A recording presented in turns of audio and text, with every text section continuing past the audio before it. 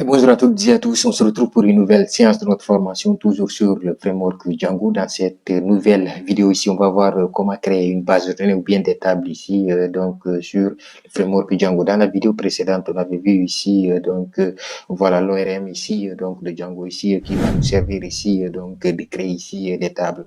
Donc toujours dans cette formation, on va pas, revenir sur ce qu'on avait. Donc on avait démarré ici une playlist, on va pas créer ici une application, etc. Donc, on a déjà vu comment créer cela. Donc, comme vous le voyez ici sur cette scène, on a ici, dans cette formation sur Django. Donc, si vous voulez ici, savoir comment ça se passe, voilà, donc la création des applications, voilà, donc les projets, etc. Donc, veuillez suivre ici la playlist normalement. Donc, ici, on va revenir ici toujours sur notre code. Donc, comme vous l'avez vu ici, on a déjà fait ici les fichiers statiques, etc. Donc, la configuration ici des fichiers statiques. Donc, ici, on va essayer de voir le modèle comme je vous l'avais dit. Donc, ce qu'on va faire ici, je vais venir sur notre application. Donc, l'application qu'on utilise ici actuellement, c'est l'application. Et à l'intérieur de notre projet, on a notre application. Et voilà ici, voilà notre application et le modèle. Donc, c'est à partir d'ici qu'on va créer ici nos bases de données. Donc, ici, je vais activer Python, donc de cette manière. Donc, à partir de cela, donc ici, si vous n'avez pas, ça va venir automatiquement. Mais si vous n'avez pas cela, donc vous pouvez venir ici, vous faites from Django.db ici, import modèle. Donc, cela va vous permettre ici d'importer le modèle ici, donc des modèles. Donc, ici, on va essayer de créer notre première, par exemple, base de données. Donc, ici, avant de faire cela, par exemple, lorsqu'on fait, par exemple, Python manage.py, par exemple, run server, donc, de cette manière, vous allez voir qu'ici, il n'y a pas d'immigration. Donc, je vous avais dit que, par exemple, si vous voyez ces messages-là, il n'y a pas d'erreur. Donc, il n'y a pas ici de migration ici, de la base de données. C'est pour cela que vous avez ici, ce message-là en rouge. Donc, en l'occurrence, ici, il y a ici, une base de données par défaut ici, donc des autres tables admin, authenticate ici, qui est et ici, comment, voilà, donc section ici, etc., qui sont ici par défaut. Voilà, donc c'est ce qui a été installé ici, par exemple, si je viens au niveau du settings, ici, voilà, donc ce que vous voyez ici. Donc, si je fais ici, ce sont l'ensemble de ces applications que vous voyez ici. Donc, admin, auto, voilà, authenticate type ici, section message, voilà, static file. Et notre application qu'on a ici installée en dernier lieu. Donc, on va revenir ici tous. Donc, si je reviens ici au niveau de notre modèle, voilà. Donc, ici, je vais créer ici notre modèle. Et donc, ici, pour créer notre modèle, d'abord, ici, il y a cela qui est importé ici automatiquement. Donc, from Django.db ici. Donc, importe ici modèle. Donc, ici, on va créer ici notre première ici base de données ou bien notre première table. Donc, ça dépend de vous. Donc ici, c'est une base de données autant pour moi, mais qui aura ici donc des tables. Donc ici, on va pas avoir, par exemple, ici le nom de la base de données, on va avoir des tables ici directement. Voilà, on va utiliser ici des classes, comme je l'avais dit ici, donc lorsqu'on voyait dans la vidéo précédente, l'ORM ici, donc de Django. Donc on va utiliser ici ce mot-clé ici, classe. Donc après cela, on va donner ici le nom de notre classe, comme vous le voyez ici directement ici, nous dit user. Donc par exemple ici, moi je veux étudiant, par exemple, si je mets étudiant de cette manière. Voilà, donc je vais mettre étudiant sans S. Après, je vais mettre à l'intérieur comme ça. Je vais dire modèle, par exemple, point modèle.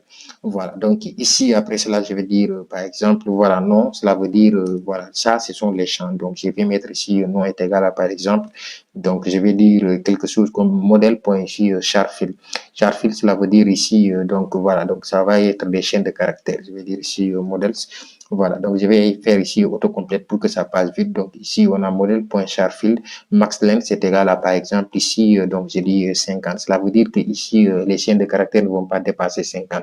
Donc maximum, ça va être ici 50. Je reviens ici, je vais dire, par exemple, bon, prénom de l'élève, par exemple, ou bien de l'étudiant, prénom est égal à ici, modèle, voilà, donc modèle. Et même chose, je vais dire, par exemple, ici, Laura comme prénom, par exemple, ça ne va pas dépasser 500. Voilà, donc je vais revenir ici, par exemple, je vais dire email est égal à, par exemple, modèle point, voilà, donc mailfield, comme vous le voyez ici directement, donc mailfield, cela veut dire que, voilà, donc ce champ ici va prendre ici donc un email. Donc je peux ici donc effacer pour dire que voilà, donc cela ici n'a pas de taille parce que les emails peuvent être extrêmement longs. Voilà, donc ici on n'a pas besoin ici de dire que le mail va s'arrêter donc à 10 ou bien ça dépend de vous, hein. Vous pouvez faire de sorte que le mail va s'arrêter à 10 ou bien 50 caractères, ça dépend de vous. Donc ici aussi on peut dire par exemple password, ça dépend par exemple si vous mettez password.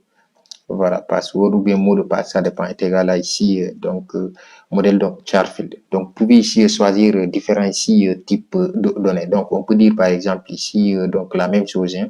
Voilà, donc on peut revenir ici ou bien mettre, mais ici, moi, je vais décider d'enlever ça. Je vais choisir, comme on a déjà ici du Charfield, je vais choisir d'autres modèles ici que vous puissiez voir. Donc, on a vu ici email. Donc, je vais mettre quelque chose comme par exemple date de naissance. Donc, date de naissance, par exemple, si on met date de naissance, voilà, donc je vais laisser cela de cette manière, pas besoin d'écrire tout. Donc, on va dire modèle ici au point date field. Donc, cela veut dire que ici, voilà, il va prendre ici, ce qu'on appelle ici donc le datetime. Donc cela va venir ici donc avec ce qu'on appelle ici donc le datetime qui va ici générer automatiquement ici donc la date. Donc ici vous allez mettre ici donc la date et ici autonome est égal à ici true. Cela veut dire que voilà donc la date ici va s'ajouter automatiquement. Mais si vous voulez, vous pouvez pas ici donc voilà laisser cela de cette manière. Ça dépend de vous. Donc ici problème d'indexation, je vais revenir ici comme vous le voyez. Donc ici donc comme ce qu'on avait ici. Donc, autonome est égal à tout, par exemple, ce qu'on avait ici. Donc, add now add. Auto-now add ici est égal à true. Cela veut dire ici que la base de données ici, lorsque vous allez enregistrer les informations de l'étudiant, par exemple, une nouvelle objet, par exemple, ou bien un nouveau objet, donc la date ici de naissance va être ici automatiquement. Vous voyez? Donc, ça dépend de vous. Vous pouvez ici donc enlever cela. Voilà, donc afin que vous puissiez renseigner cela ici manuellement. Donc, c'est de cette manière-là ici qu'on crée ici. Donc, voilà ici la base de données. Et ici, donc, si je reviens par exemple, voilà, au niveau de notre terminal, je vais faire quelque chose comme par exemple Python manage.py. Voilà, donc de cette manière, je vais dire make migration, par exemple. Je vais dire make migration, make de cette manière. Après, je vais dire migration. Donc, de cette manière, si je fais par exemple make migration ici, je vais voir normalement ici, voilà l'ensemble. Ici, on nous dit que par exemple, il n'y a pas quelque chose qui a été changé. Je vais faire ici un contrôle S directement. Donc, je vais revenir et je vais faire make migration. Donc, si je fais make migration, comme vous le voyez ici, il nous dit make migration ici 1. Donc, comme vous le voyez ici, donc une migration a été créée donc ici, donc directement. Et donc, il nous dit qu'un modèle ici a été créé, comme vous le voyez, étudiant, qui a comme nom ici étudiant. Et donc, si je viens ici, donc normalement, vous allez ici avoir le dossier ici migration qui est là. Donc, comme vous le voyez ici directement, donc il nous dit ici initialiser ici 0001. Comme vous le voyez, donc ici une migration ici a été voilà donc appliquée, mais ici n'a pas été enregistrée. Je vais essayer d'enregistrer ici donc cette migration. Donc pour enregistrer ici cette migration ici, voilà donc je peux utiliser ici donc le terme ici ou bien voilà, ça va être la même chose, hein, mais vous allez changer ici, vous allez dire migrate de cette manière. Donc si vous faites par exemple ici migrate et que vous tapez ici, donc la migration va être effectuée. Comme vous le voyez ici, notre première migration a été effectuée, mais cette fois-ci, c'est pas une migration, voilà, donc avec notre base de données seulement. Voilà, par exemple, notre table ici qu'on a ici seulement. Donc, on a eu à créer ici tout de suite. C'est l'ensemble, par exemple, des tables qui ont été créées, comme je vous l'avais dit. Il y a d'autres tables ici qui sont ici. Donc, voilà, comme vous avez ici les users, les permissions, les mails, voilà. Donc, et aussi, donc, tant d'autres tables, hein. Voilà, si on vient au niveau de notre fichier ici, settings, comme je vous l'avais dit, voilà, donc tout ce qui se trouve ici a été migré ici directement sur cette première migration. Donc, c'est pour cela qu'ici, vous avez, voilà, donc l'ensemble ici de ces messages-là.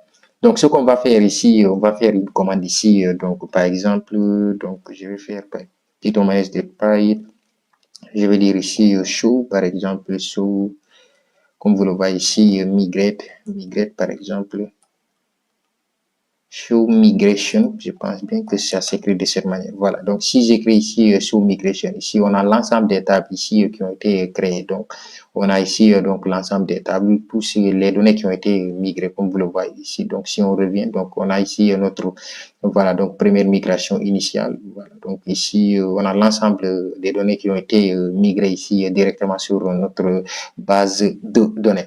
Donc si on vient par exemple sur voilà, je vous avais dit que c'est par défaut ici sur SQLite. Voilà, donc la base de données c'est par défaut sur SQLite. Vous pouvez ici donc voilà utiliser une nouvelle base de données avec la configuration. Ça dépend ici donc de vous.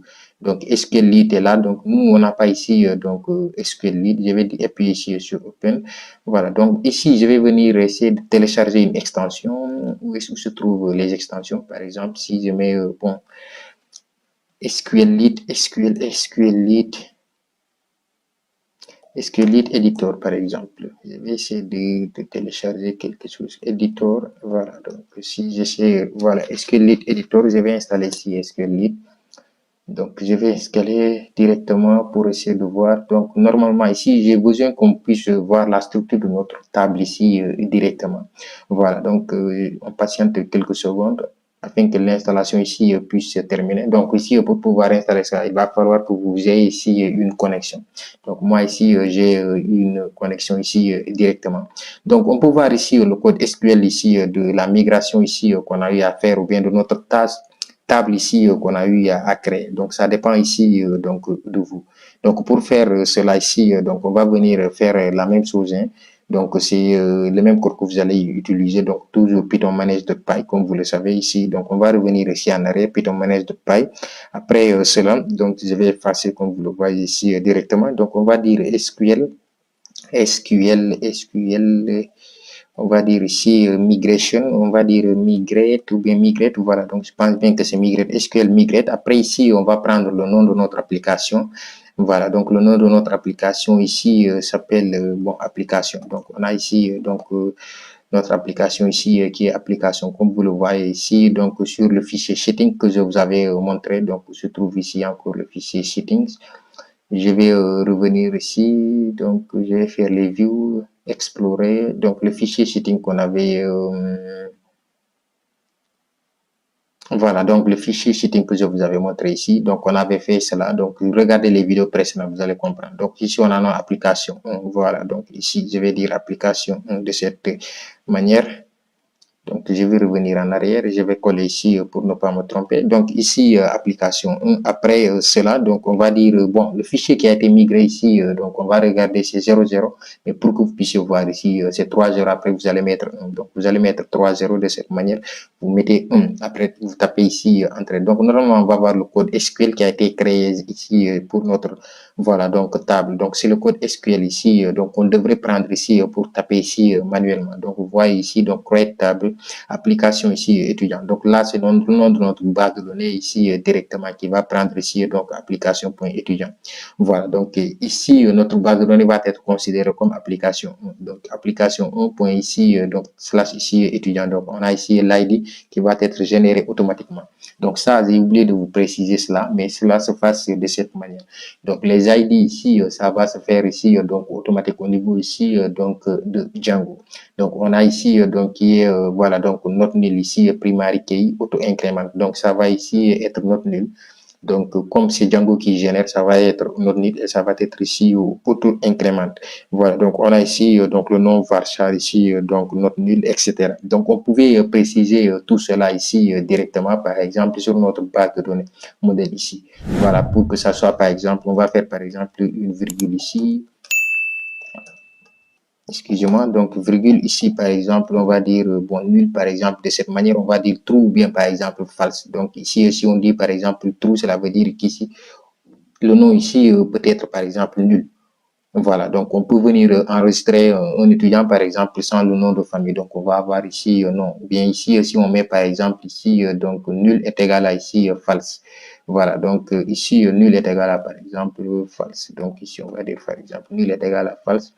Voilà, donc qui veut dire que par exemple ici, donc c'est pas obligatoire qu'il soit par exemple nul ou pas. Donc vous voyez, donc ça dépend ici de vous. Donc ici le false, ça va être ici avec majuscule, c'est pour cela.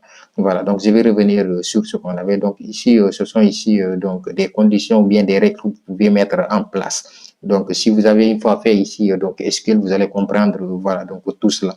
Donc on a notre base de données qui est là. Donc ce code-là, vous pouvez ici donc le copier et aller par exemple le copier et le coller dans une script qui va vous permettre de créer par exemple votre base de données soit sur Postgres ou bien sûr voilà donc je sais pas Oracle Database ou SQL. Donc ça dépend de vous, ou MySQL. Donc ça dépend ici donc de vous. Donc comme vous le voyez, SQLite ici, je pense bien que ça c'est ici installer l'extension. Donc ce que je vais faire ici, je vais cliquer ici sur notre voilà fichier. Donc je vais revenir ici. SQLite qui est là. Donc, je vais cliquer sur SQLite directement. Donc, ça va se charger comme vous le voyez ici. Donc, on a notre base de données là qui s'est chargée. Voilà. Donc, ici, on n'a pas, voilà, donc d'enregistrement. C'est pour cela qu'ici, il n'y a pas de données. Voilà, mais ici, donc, on a insert into, par exemple, étudiant, ici, ID, voilà, donc ici, on a nom, prénom, mail, ici, date de naissance, value. Voilà, donc là, ce sont ici, donc, des requêtes ici, SQL qui vont vous permettre d'enregistrer, par exemple, un objet, ou bien une nouvelle information, par exemple, ou bien un nouveau étudiant. Comme vous le savez ici directement, si vous avez directement fait une fois ici donc les bases de données, n'importe quel type de base de données relationnelle, donc c'est la même chose, ça se passe ici de la même chose. Mais ici on a la structure de notre table ici qu'on aurait ici directement lorsqu'on a SQLite ou bien par exemple MySQL ou Postgres. Donc c'est la même structure de base. Donc ici on peut faire par exemple les requêtes etc. Donc vous voyez ici select ici from par exemple, voilà donc le nom ici de notre table ici qui est là, donc notre base de données ici qui est là. Donc vous voyez toutes les informations ici qui sont là. Donc ici edit query, query editor, tout cela. Donc vous pouvez faire ici des requêtes comme vous le faites par exemple sur SQL Developer ou bien ici donc MySQL. Donc c'est possible de le faire. Donc ici ce que je vais faire, je vais venir sur le fichier settings, je vais faire ici Python. Voilà, de cette manière et revenir ici pour vous montrer, voilà, donc là où se trouve la configuration de SQLite par défaut. Comme vous le voyez ici, on a database ici, default ici, engine qui est ici, donc DjangoDB ici, backend SQLite 3. Donc, pour faire ici ou bien utiliser une nouvelle base de données, c'est une configuration qui va être faite. Mais ici, on va pas voir cela pour l'instant. Après, on va voir ici comment connecter cela avec Postgre ou bien MySQL ou bien ici Oracle Database dans les vidéos qui vont suivre. Donc, c'est de cette manière-là que vous pouvez créer ici une table ici sur, voilà, donc Django. Donc, vous pouvez ici donc créer beaucoup plus d'autres tables et ici donc avoir des fonctions, etc.